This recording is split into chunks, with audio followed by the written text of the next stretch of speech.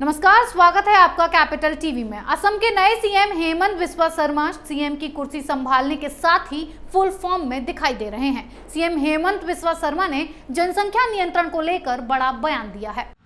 असम में सरकार बनने के साथ ही नए सीएम हेमंत बिस्वा शर्मा अपने पूरे रंग में दिखाई दे रहे हैं, जिसके लिए वो जाने जाते हैं। हेमंत बिस्वा शर्मा एक के बाद एक लगातार बड़े और कड़े फैसले ले रहे हैं।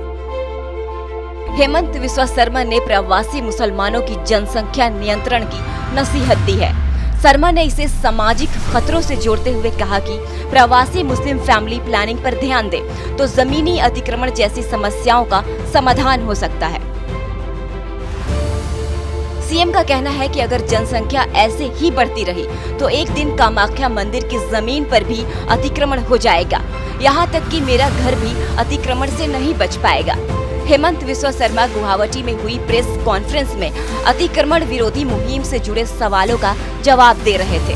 हेमंत बिस्वा शर्मा ने कहा, हम विधानसभा के पिछले सत्र में जनसंख्या नीति लागू कर चुके हैं, लेकिन जनसंख्या का बोझ कम करने के लिए अल्पसंख्यक मुस्लिम समुदाय के साथ खास तौर से काम करना चाहते हैं। जनसंख्या विस्फोट भी गरीबी और अतिक्रमण की तरह प्रमुख सामाजिक समस्या है। जंगलों, मंदिर और वैष्णव मठों की जमीन पर अतिक्रमण की छूट नहीं दी जा सकती, लेकिन मैं समझता हूं कि जनसंख्या बढ़ने की वजह से ऐसा हो रहा है। मैं दूसरे पक्ष का दबाव भी समझता हूं, आखिर लोग कहां रहेंगे। मुख्यमंत्री के इस बयान पर विवाद शुरू हो गया है। असम में विपक्षी पार्टियों की ओर से कहा गया कि सीएम का बयान राजनीति से प्रेरित है और वो एक समुदाय को निशाना बना रहे हैं।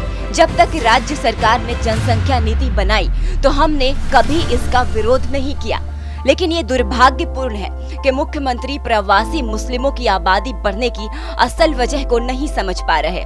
इसकी वजह गरीबी और अशिक्षा है और इसके समाधान के लिए मुख्यमंत्री ने कोई योजना नहीं बताई।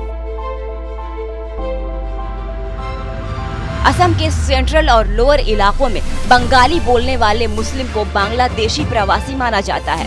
पिछले विधानसभा चुनावों में बीजेपी ने ये मैसेज दिया था कि असम के मूल समुदायों को प्रवासी मुसलमानों से बचाने के कदम उठाएगी। असम की 3.12 करोड़ की आबादी में 31% प्रवासी मुस्लिम है। चुनावों के दौरान राज्य की 126 में से 35 विधानसभा सीटों पर इनकी अहम भूमिका रहती है। 2016 और 2021 के विधानसभा चुनावों में हेमंत बिस्वा शर्मा ने बीजेपी को जिताने में बहुत अहम भूमिका निभाई। 2016 में पहली बार असम की सत्ता में आई बीजेपी ने अपने कई पुराने नेताओं को दरकिनार कर दिया और हेमंत को सरकार में नंबर 2 की हैसियत दी। यहाँ तक कि मई 2016 में सोनोवाल के मुख्यमंत्री पद की शपथ लेने के महज कुछ घंटे बाद ही बीजेपी के तत्कालीन अध्यक्ष अमित शाह ने पूर्वोत्तर राज्यों में राजनीतिक गठबंधन के लिए नॉर्थ ईस्ट डेमोक्रेटिक अलायंस नामक एक राजनीतिक मोर्चे का गठन किया और उसमें हेमंत को संयोजक बना दिया गया।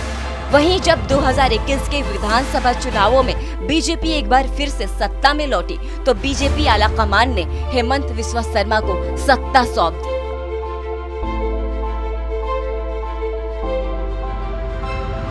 असम की राजनीति में हेमंत बिस्वा शर्मा को बेहद तेज तर्रार नेता माना जाता है। वहीं उनके बारे में कहा जाता है कि वो बड़े और कड़े फैसले लेने से नहीं चूकते हैं।